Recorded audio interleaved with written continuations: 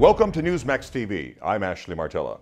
We're pleased to be joined once again by Wisconsin U.S. Representative Paul Ryan. He's serving his 6th term in Congress. He is the ranking Republican on the House Budget Committee and also serves on the Ways and Means Committee, which writes the nation's tax laws. Welcome back to Newsmax, Representative. Hey, thanks for having me, Ashley. Good to be with you. House Majority Leader Steny Hoyer says there's no point in passing a budget this year. What do you say to that? Well, I guess if you don't want to show what the deficit is going to be, if you don't want to prioritize spending, if you want to have no restraints on spending, I suppose that's a logical thing to say, because that's in fact what's happening.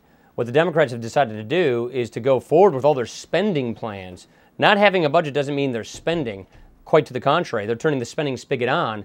What they're doing is they're just not budgeting for it. No prioritization, no restraints. They don't want to show the American people the actual fiscal effects of the spending spigot they've turned on. They want to keep the spending going, but they don't want to have any accountability or any transparency as to where this leads us as a nation, and that's why they're not passing a budget this year. It's the first time since we've had this kind of budget process in place since 1974 that the House has not considered a budget. The U.S. Treasury Department announced this month that the total debt is now more than $13 trillion.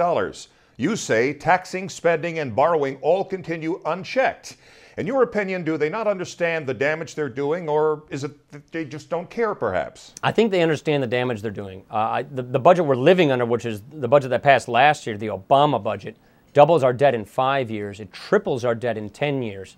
This Congress alone has passed into law $1.8 trillion in new spending and $670 billion in new tax increases. I think they understand what they're doing. I think they're comfortable with the fact that they're growing government massively and very quickly. And I think at the end of the day, under the heat of a debt crisis, they're probably comfortable with the idea that they'll pop a brand new tax increase, like a VAT tax or something like that, on top of everything else, and we'll all be fine and good. You hear a lot of buzzing down there about the value-added tax? You do. You hear it from, my colleagues on the left. The speakers mentioned this. They talk about this all the time. And we're not talking about consumption-based tax reform to replace the current tax system. They're talking about doing this in addition to, on top of all the other taxing that we have. Treasury Secretary Fed Bernanke says there will be only a slow reduction in the unemployment rate. Can there be any sustainable economic recovery when no jobs are being created? No, there cannot be. And if you look at what Ben Bernanke said, and he came to our committee last week and said this, we're going to have fairly slow growth. We have to have fast growth to get jobs back in this economy. And so what Bernanke's telling us is we're going to have fairly slow growth going forward, not near the amount of growth we need to get jobs back in this economy. For us to get back to the unemployment rate of 5.5%, which we had before the recession, we'd have to create 250,000 jobs per month for 5 years running. To do that, you need to get this economy growing. And we're not growing the economy quickly. And I would argue we're not growing it quickly because of what government is doing, because of the burden of taxation, all the new regulatory things that are happening, and all this spending and borrowing, which leads to a debasement of our currency and higher interest rates. All of those are telling employers, small business people, entrepreneurs, sit back, don't do anything. The future is too uncertain, and that what you know is coming in the future is more taxes, more spending, and higher interest rates. That is slowing economic growth, killing job creation. So if you have the kind of Bernanke forecast come forward, that means we're not going to get the jobs and the growth we need. Bernanke also says Obama's $787 billion stimulus package last year was useful. Do you agree with that? No, I really don't agree with that. I beg to differ with him on that, and I've heard him say things that were a little contrary to that in the past. What that stimulus got us is this a big debt hangover. It was, again, this notion, it's a school of economics they call Keynesianism or neo-Keynesianism, which says is borrow and spend to try and get the economy growing again to create jobs.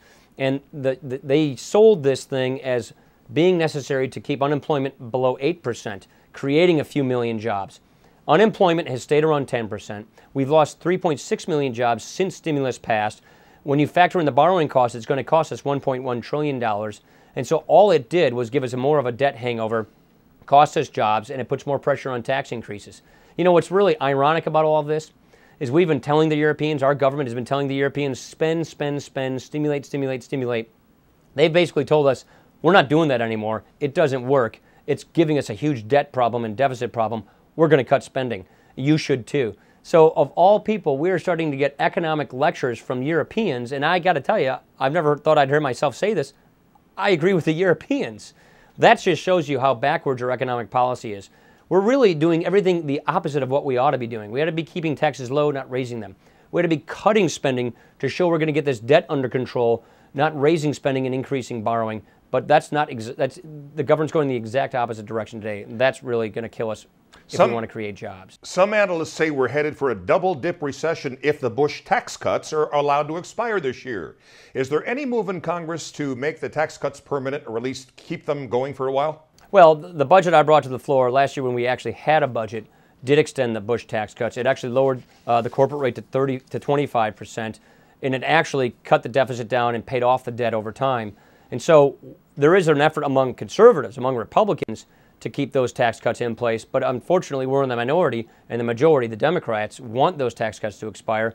They'll continue some of those tax cuts, but all of the ones that hit small businesses and entrepreneurs, the taxes on saving and investing, which are key to jobs, those tax increases are coming. It's baked into the cake. They're predicating all of their fiscal moves on that. And so they're telling us for sure that's going to happen. We would like to, work with Democrats to extend tax policy so we don't have big tax increases. But not only are they banking on these tax increases in 2011, they just passed a whole new round of tax increases with the healthcare reform bill, which occurred in 2013.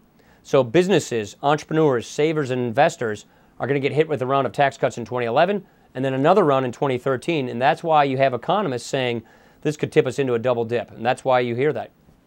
New Hampshire Senator Judd Gregg predicts what's likely to be the final version of the financial regulation bill, if passed into law, will cause a credit crunch and stunt economic growth. Is that how you see it? It is exactly how I see it. Not only are they politicizing credit, I think this bill takes the too big to fail doctrine and amplifies it. It's going to make credit more political. It's going to put a new era of what I call crony capitalism in place, where you have large government and large corporations finding a common bond. And what that ends up doing is it dries up credit for smaller institutions. It dries up credit for smaller, medium-sized banks and for small businesses. So I do see a situation unfolding where we're going to have tight credit for the time being with this new financial regulatory reform bill, but also the Federal Reserve is going to start hitting the brakes on the money supply. They're going to start raising up rates probably next year. That too will precipitate a credit crisis. So I see very tight credit because of what government is doing, not only now but into the near future as well. A congressional oversight panel says the bailout of American International Group continues to have a poisonous effect on the marketplace. Is that true? From what I've seen that as well. So I have seen evidence that is definitely perverting the insurance markets, that insertion into that level of the marketplace in insurance is distorting prices. It is distorting competition. But again, when you insert the government in certain areas, take the auto companies, for example, it does distort competition. It does change the credit markets. And again, we're moving to a new era here with all that's happening in government, where whether it's to take over the financial regulatory sector, the insurance sector, the healthcare sector, the energy sector, it's government inserting itself as the common denominator, as the largest determining force in these economic sectors in our lives. And it's bringing forward what I would call, again, an era of crony capitalism, where it's not real free market, free enterprise rules that govern our economy, but crony capitalism, where you have large businesses that are established and connected, cutting deals with government, erecting barriers to entry against their would-be competitors. That comes at the expense of economic growth and job creation.